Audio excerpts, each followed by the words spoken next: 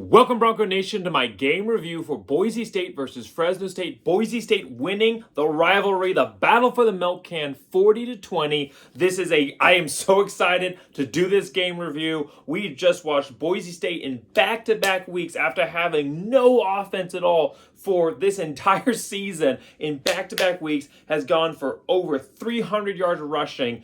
I cannot remember, like I said in the last video, I can't remember the last time that Boise State went for over 300 yards rushing in a game, and now they've done it in back-to-back games, also breaking school history today with two 100-yard rushers in back-to-back games for the first time ever. I'm so excited to do this video today. We're going to go through the offense, the defense, the special teams, review Boise State's performance in each of these, and then look at how Boise State performed overall in my keys to the game. Now, I have switched the camera sideways by popular request, a lot of feedback that I've received, so we're going to try this out, see how it works. Let me know, and you might see my eyes drifting a little bit because now the camera's not exactly where I usually look. So apologize for that, but we'll just keep pressing here. Let's just start off right off the bat. Offensive performance for Boise State in this one. Boise State, like I said, 443 yards of total offense, 127 yards passing, which is better than last week when they passed under 40 yards. 127 yards passing, 316 yards rushing, 6.1 yard per carry average. That is insane. When you talk about the Boise State offensive line that is creating these yards, this is not a, run-of-the-mill, routine, average, even average offensive line. This is an offensive line that has been much maligned as one of the worst in Boise State school history, and I have been a part of that as well. And yet in back-to-back games, simple change offensive coordinator, back-to-back games, they've gone for over 300 yards rushing. How does that happen with just a simple change in offensive coordinator and a change at quarterback? Well, I'm going to talk about that real quick here before we kind of break down this performance overall. What is happening to this offensive line? I think the first thing that's happening, coaching. I think that's part of it. I think there's more development going on underneath. I think that Dirk Koetter's making that a focus. I think that's part of it. Second thing is play calling. Tim Plow, like I said before, air raid style guy, didn't know how to call the run game. He didn't know how to create mismatches in the run game and to deliberately set up the offensive line play call, what they're going to be doing blocking-wise for the run. Dirk Koetter definitely better at that, so the offensive line looks better because of that. Third reason, the Green effect. We're going to talk about that today in his performance in this one. But obviously, last game, 100-plus yards rushing. The defense has to account for him. Now they were looking at 2 to 3 running backs in the backfield, depending on the offensive setup. But you've got 3 main running backs for Boise State in Green, Holani, and Jeanty. So you now have to account for his abilities to run, which means you're taking someone away from being able to defend against either the passing game, which you can't do because Boise State still got receivers. They showed things today. We're going to talk about that. Or from being able to come down and go against a running back. So you're splitting the focus there. The fourth thing overall, though, is that Boise State's just running more. They're having success. They're being effective. They're running it over and over and over again. And the more that you do that, the more you wear down the defense, and you are going to look great in the second half, like Boise State has.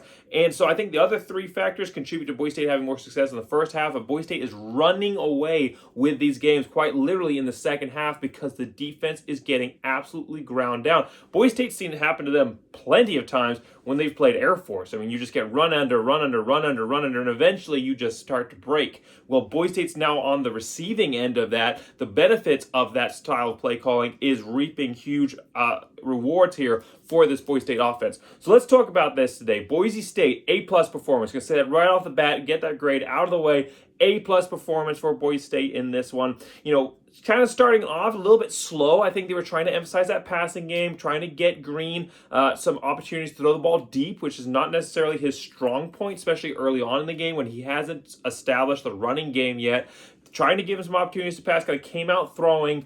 Boise State was a little bit slow to start, but they picked up momentum quickly. And by the time you got to the second half, that's really when you saw Boise State start to pour it on. George Holani has awoken. George Holani's 2019 freshman season, amazing performance for a true freshman there for Boise State. Gets injured there coming into the second season, injured in his first game there in the 2020. Looks completely different, comes back at the end of the year playing injured against San Jose State, comes into 2021, still playing hurt there towards the end of the year. Comes into this season a little bit rusty. That's 2 years out where you haven't been 100%. Well, now George Holani, he is back. I mean, he had last game, he looked great. He looked better than he has all season. Well, in this game, he exploded. He looked exactly better than he did in his 2019 season. He looked like he was back today. He was running hard. He was breaking tackles. He was shifting. I mean, he had a 59-yard rushing play, not a touchdown, but 59-yard rushing play, which set up an Ashton Jeanty touchdown. That is the longest rushing play ever by George Holani. Previous long coming into that, I actually don't remember. I didn't write it down. But I believe that it was somewhere in the realms of like 40 yards or something like that. I mean, he's gotten a lot of yardage. He's got a 1,000-yard game in 1,000-yard season in 2019, but that's from repetitive carries. He hasn't had one of those breakout long runs, and he had one today, 59-yard rushing, 59-yard rush, longest of his career, 157 yards total. Ashton Jeanty and George Holani together combined for 271 total yards and 3 touchdowns. Okay? Total offense for Boise State, 443 yards and 316 yards rushing. 271 of those offensive yards, 2 guys, George Holani and Ashton Jeanty. Ashton Jeanty, no slouch in this one, 109 yards, 2 touchdowns on the ground. Can you imagine, George Holani breaks off a big run against you. He has to go to the sideline. You think, oh, thank God, he's out, the main back's out. We got a chance to come up against second. And then Ashton Jeanty runs down your throat. I mean, these guys are on par with each other. You are facing 2 starting running backs play after play after play, and you see the effect of it. I mean, just like that long run, George Holani breaks, he does his magic, the George Holani magic, 59-yard run. Ashton Jeanty comes in, 8-yard run right off the bat. Second play, 10-yard plus, I believe it was, touchdown run. He shifts in the backfield. He run to the stretch play outside, runs it in for a touchdown with speed. You cannot stop these guys because once one comes out, the next hits you. It's not so much a change of pace as it is just the same style smacking you in the mouth over and over and over again. Boise State, 200-plus yard rushers in this game. 2 touchdowns there by Ashton Jeanty. George Holani adding a receiving touchdown as well. So no rushing touchdowns for him in this one, but receiving touchdown and an amazing performance overall. Like I said, 6.1 yard per carry average. And that was without Taylon Green being a huge part of this running game. That's kind of been what has sparked Boise State's offense so far. And kind of when he came in against Oregon State, it was his legs that drew the attention.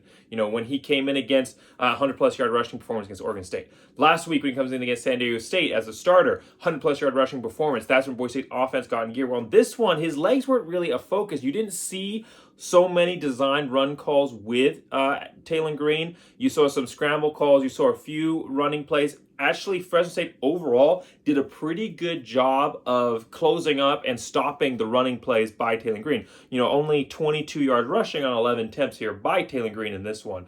But what happens is when you're trying to focus and you go, all right, this is their guy. We've got to stop him. You've seen what he did against Oregon State with that massive one. You've seen what he did against San Diego State with that 40-plus yard run. You know what he can do on the outside. You've got to make sure you're guarding the perimeter. Well, what that does is it opens up opportunities in the inside. Offensive line is not having to go up against as many double teams and not having to go up against secondary crashing down on them. And the running backs have more space to work with. And then you see the running backs explode. That they were shabby in last week's performance. Obviously, 300-plus yards rushing is a lot of rushing yards to go amongst everybody. But in this one, so the running backs have an opportunity to step up. There's just too many guys to cover in this running style attack that Boise State is bringing. Passing game, much like I said, more of a focus early on. Not so effective with the deep passes. I don't like that with Taylon Green, at least early on, while you haven't kind of established the running game as a threat. We saw at the end of the game, Taylon Green hits a deep pass. It was a 35-yard pass somewhere, a 35-yard pass to Riley Smith, wide open in the fourth quarter. They think you're going to run it. You pull it out, you throw it deep, 35-yard pass to Riley Smith. That works later in the game, kind of like Air Force does, where they'll run the triple option at you, they'll run it at you over and over and over again, and then they'll hit you over the top with a surprise pass today against Utah State. So, that works later in the game, but Taylon Green, amazing athlete, and I think along the lines down the road he's going to be much better with his arm, but right now he just hasn't shown that he is able to reliably put the deep ball where it needs to be. That's not what he's good at. What he's good at is making quick decisions with the short passes, and also the short medium passes. He looked great today.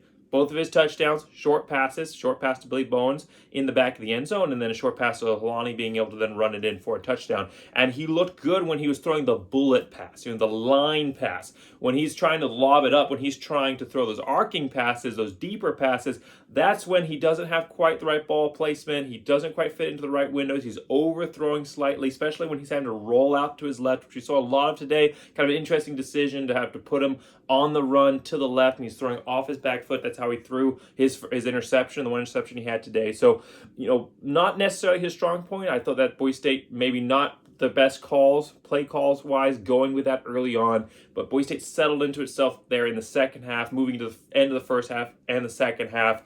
Focus on the run game, use the short plays effectively, like the third down conversion to Cobbs. You run Stephon Cobbs right across the middle there on kind of an underneath screen. You throw it to him. He on a short pass, maybe 6 or 7 yard completion, and then he gets the rest of the yards for you on the run. So that's the kind of things we need to be seeing with Taylor Green. Using the running game effectively, using his legs as much as he can, relying, kind of setting the passing play off of the run, but making the running game the focus, which once Boise State committed to that in this game, just like they did last week, once they committed to the running game, that's when they found success. That's the identity that this team has, and I was excited to see what Boise State was able to do again today. 2 back-to-back 300-yard games. You don't know how huge that is, especially, like I said, for a team that doesn't have this is an SEC caliber offensive line. This isn't even an offensive line that has proved itself over 4 years. This is an offensive line that's done the opposite of that, and somehow they have completely changed their identity. It's an amazing transformation. I can't wait to see what the rest of the season has going forward as we settle into this dirt cutter offense for Boise State. So A-plus performance. A-pluses are hard to pull out of me, but we got an A-plus performance here for the Boise State offense in this one. Let's move on to the defense here. Defense overall, first half, a little bit of a struggle there. Not terrible. They gave up, less than 200 yards of offense there in the first half, but there was obviously kept the Boise State offense in the game, but there was a lot of passing opportunities. That's something Boise State struggled against this whole season. That's kind of been the trend, is that there's wide open wide receivers, especially on that 2-minute drill. Way too many open receivers underneath. Couldn't get to the quarterback effectively. You saw some nice moments there. Ezekiel Noah interception, that was fantastic. And he's definitely going to be, if you're going to circle one guy as the defensive player of the game, definitely Ezekiel Noah. Interception in there in the first half, major in the second half, major performance overall in the second half, which we'll talk about here in a second. But that first half, secondary wide open, kind of being picked apart a little bit. Again, not their number one passing quarterback there, not their guy who's going to necessarily be going to come and tear you to shreds like Haener would. So Boise State kind of maybe benefiting from the fact that they weren't going up against the best quarterback, but even against a guy who had a terrible performance in his first start last week, coming in and having a pretty good performance overall against this Boise State defense. Now, second half, complete change, complete turnaround.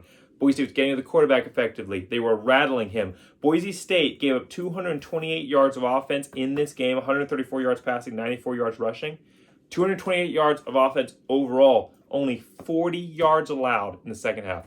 40 yards allowed in the second half. Also got an interception in the second half. At one point, Ezekiel Noah had his own single-man show, his own one-man show, 3-and-out performance against Fresno State. Right there towards the end of the third quarter, he sacks the quarterback, which was huge, negative 8-yard sack, and then he gets a tackle right at the goal line, total brain blank here. Right where the ball is snapped, has just tackled right there, no yards at all gained, and then comes into the fourth quarter and has a negative yardage tackle to start the fourth quarter. He accounted for every single stop on that 3-and-out for Boise State, which then gave Boise State momentum in the fourth quarter, which was huge. That was kind of the thing here, shifting back and forth. Every time that one team would start to establish momentum, the other would swing it back. Boise State scores a touchdown, Fresno State scores a touchdown.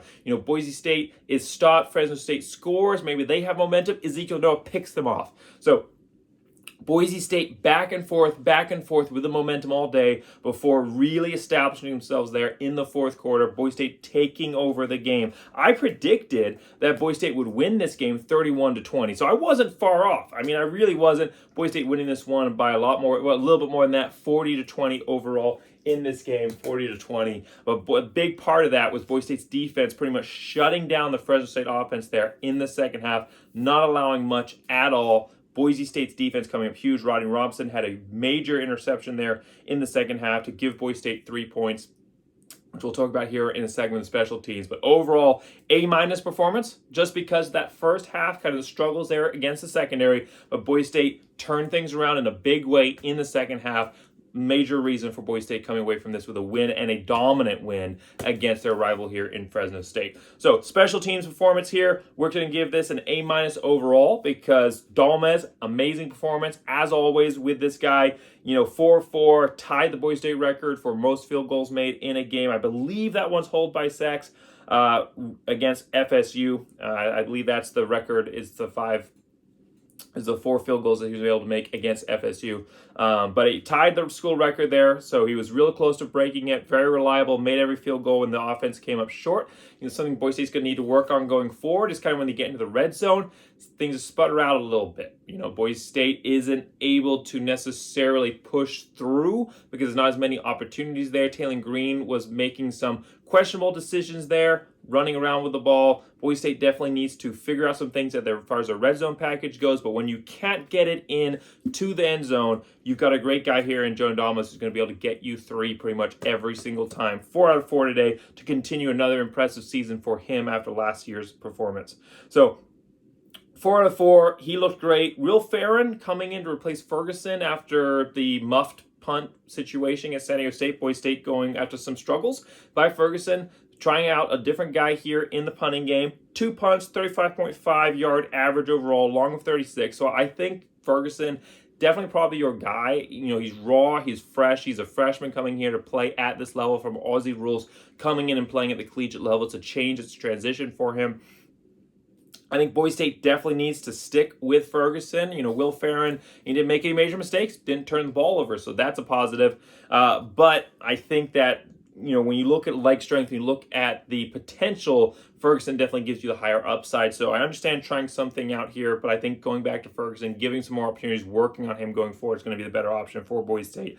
Great kick coverage overall for Boise State. I just wanted to point out that Tubner was he carried the Dan Paul hammer out for this game, and he was able to make a major tackle there in the second half, bringing down Fresno State at the 12-yard line after a score by Boise State there on a kickoff return. So overall, A-, just because of some of those issues there with the punting game. But great performance here overall. You know what? We're going to be generous. We're going to be fair. I think A performance. No major mistakes. Nothing huge or spectacular, but going out and doing what they needed to do every single play. A non-factor, but that's good. You want special teams to be, if you're doing your right things as a team overall, special teams shouldn't have to go out there and win games for you. And if special teams is handling their part of things, they're not making major mistakes, so you don't even notice them. A game where you go out and you go, special teams was there and we didn't do anything wrong. That's a good performance on both sides for special teams and offense, defense overall. So solid A performance.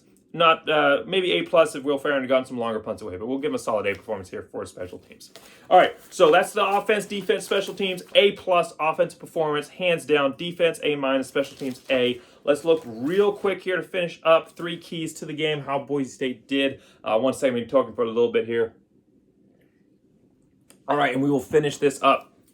So number 1 key was run green out the gate. And Boise State not performing against this one. I'm going to give this one an F because Boise State didn't try to run green. They tried to come heavy with the passing game. I think that was a mistake. I don't think the defense was softened up yet. I don't think that they were, obviously you see the tape, Green's a runner, you're kind of expecting that, but you also saw the tape where Boise State came out passing. So you maybe expect that. I think that Boise State hadn't properly prepared the secondary yet, hadn't established Green's confidence and the offense as a whole. Boise State coming out passing, didn't like that, so I'm going to give that an effort overall. I think Boise State maybe getting this game a little bit faster. That first drive, though, was amazing. I'll give you that, but that first drive was amazing, very, very quick score, mostly on the ground game and then a passing touchdown. So, but, short passes, but then you come out next couple of drives, Boise State relying on the passing game. So I'm going to give this one an F overall just because I don't think that was necessarily the right move, was kind of focusing on the passing game early on.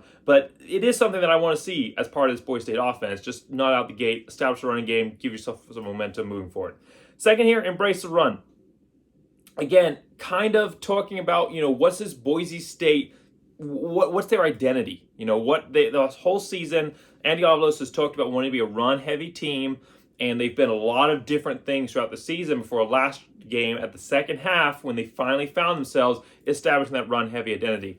Definitely in this game, they found themselves a lot quicker. It took them a couple drives, after that first planned drive. It took them a couple drives to find that identity again, but once they decided to stick to it and they found it, they were great, and it wasn't a situation where you were down 14-0 or, at the half and hadn't scored, and now you have to come back in the second half. Now, Boise State, they had 147 yards, I think it was. I tweeted it out. I didn't write it down, but 147 yards rushing in the first half, ended up with plus 300 yards, 312.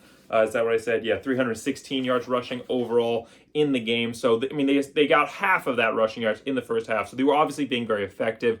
So I'm going to give this an A. Not a necessarily A+, because it did take them a little bit of a while to say, okay, it's not working, the passing game. I think kind of after the Green interception, they were like, all right, we need to focus on the run game. So it took them a little while to say, let's stick to what we're good at. And I think maybe they need to do that a little bit faster, save up and not make so many of those early giveaways, those early missed opportunities, because maybe you come up against a team later on in the season, Air Force BYU, for example, who, when you make those mistakes, they're not going to necessarily give you opportunities later in the game to get back into it, or they're going to be able to go toe-to-toe to you the whole time. So if you miss one possession, that might be the difference in the game. So Boise State embraced the run, A, because that's what they did in the game overall, even though, like I said, they came up passing out the gate. Now, I did say third key here was find the pass. I wasn't saying don't pass the ball. Boise State last game was not a great passing performance overall, obviously. Boise State only, as far as Green went, only 48 yards passing for him. I think I said earlier that he had less than 40 yards passing. So just slightly off on that. I meant to say less than 50. But Green, not a passing quarterback threat versus Fresno State. Coming into this game, definitely found himself, after Boise State kind of went away from the deep passing game, he was able to find success in the short completions. Boise State had a lot of guys that you would think about for the short completions that I was advocating for. I said use your tight ends. Riley Smith, 2 catches for 44 yards. I said use your slot receivers that are fast and speedy, those short, medium passes that will get you yards after the catch. Caples, 3 receptions for 39 yards. Cobb's 3 receptions for 30 yards. Holani, a touchdown. Billy Bowen's obviously kind of more of a deep threat, but they used him in the short passing game for a touchdown. So Boise State definitely finding the passing game. They didn't have to go to Vidlac. We didn't see him in the game like I thought we would. All the coaches say, oh yeah, he's part of the offensive scheme. We definitely have a plan for him. We're going to see him. No. That's, offensive coaches will do that. They'll say, yeah, we're going to see every quarterback on this roster. So then the defense, when they're planning for the game, has to go in and say, okay, we need to assign someone to watch film on all these other quarterbacks, and you waste time. And then they have to come in with a game plan for everybody versus being able to hone in on one person. So that's what I figured was going on. That's what I think we saw in this game. Vidlac didn't see the field in this performance. Does he have a role in this team going forward? Like I said, if it was the other way, where Vidlac was the main guy and you were bringing in Taylor Green to be your running threat, that could work. But when you've got Taylor Green as your main quarterback and you're bringing in a guy to pass, that doesn't really work, because the defense then knows that you're going to throw. You can't just come off the field, come off the sideline and throw raw. You have to have developed that chemistry with the wide receivers. You don't want to be rusty and cold when you have to come in and throw the ball. So it doesn't really work. Could we see some kind of package where they use him in some situation? Today they tried to throw a pass to an offensive lineman. So Boise State does have those defensive linemen, I think it was Cravens. So Boise State does have those packages where they will, put guys in different formations and throw passes out there, trick play-wise. So could you see quarterback here, in the case of Vidlac, come in and do something with the ball? Potentially. But I don't think that's going to be the case. I think mostly it's going to be a green-heavy offense unless something happens to him and you have to see Vidlac later on. But Boise State finding the pass in this one, going to give them an A. Not necessarily finding it the way they should as early on and being as effective as they could have throughout the whole game. So not an A+ in this one, but definitely finding the pass, finding those short passing plays, those mid to short passing plays. That is going to be very, very effective, especially with everyone crashing down to come in and take the run game. And then once in a while, 2 or 3 times a game, and especially there in the second half, there'll be an opportunity to fake that run and throw it deep, like we saw with the pass to Riley Smith. So overall in this one, Boise State coming in with a big win, Battle of the Milk Can, getting that win just as I predicted, with a score close to what I predicted. So Awesome performance by Boise State. Thanks so much for watching this video. I can't wait to preview the next matchup here for Boise State. The Boise State, like I said, they're hitting the meat of their schedule. They're playing the tough teams, and they're winning the games that a lot of people said, looking at their performance early on, that they weren't going to be able to do. You know, you saw these games early on that Boise State was playing, and you thought, wow, they might not get to bowl eligibility. The announcer said today, it's a stat I didn't know, that Boise State's the only team in the FBS during the BCS playoff era to never have a losing season. I mean, I knew that they had never had a losing season in the BCS playoff era, but I didn't know they were the only team. So Boise State's got a lot to play for. They're, one game closer to getting to that winning season, to getting to bowl eligibility. And I think when you see the wins that they've had so far, you look at the rest of the games on their schedule and you say, except for a couple of those, I think they can definitely win them. So Boise State's got a lot of things to look forward to this year after this transformation that they've had.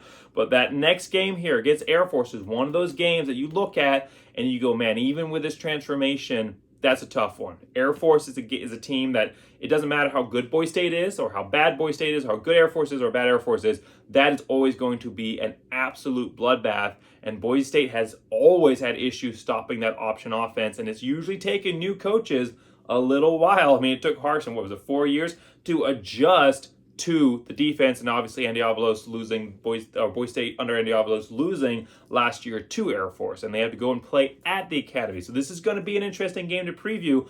Can Boise State, with this new rush-heavy offense that, you don't get a lot of opportunities to score with Air Force, can this kind of grind the clock and run the offense, stay toe-to-toe with Air Force where you're both grinding out the clock? It'll be something to look at. I'm excited for it. We'll look forward to previewing this game. Give me feedback on this video. Like I said, first time switching the camera sideways, so my eyes were all over the place in this one. I know that for sure. I wasn't sure exactly where to look. So that might be a couple, if I choose to stick with it, might be a couple videos where I'm trying to figure out where to look. I mean, I think the camera's right over here, but I'm used to it being up here. So most of the time, my eyes keep shifting back there, and so I will work on it if this works better for you. Don't get the whole screen behind me, the whole look that you usually would. But let me know. I'm here to make videos for Bronco Nation. So whatever Bronco Nation wants to see, whatever they think the best look is, hey, you're the ones watching the videos. So let me know. Thanks so much for watching. Make sure you like, subscribe, and as always, go Big Blue!